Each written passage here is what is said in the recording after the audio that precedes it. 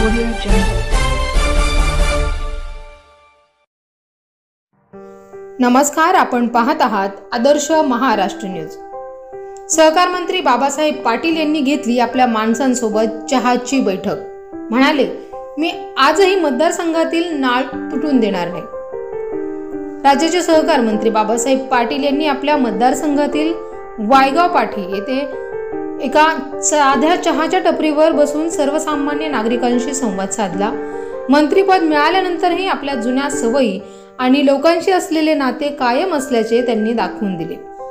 बुधवारी अचानक मंत्री पाटील वायगाव पाटी येथे एका हॉटेलवर थांबले। तिथे उपस्थित असलेल्या सर्वसामान्य माणसांमध्ये बसून त्यांनी त्यांच्यासोबत गप्पा मारल्या आणि चहा घेतला।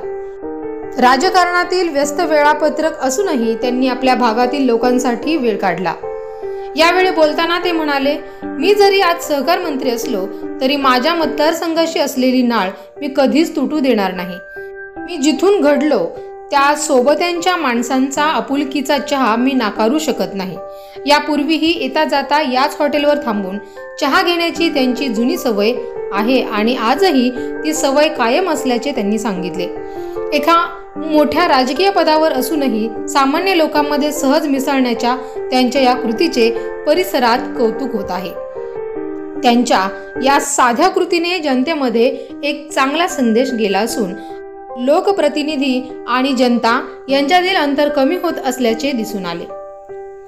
आदर्श महाराष्ट्र न्यूज करिता उदय गुंडिले, वायगाव।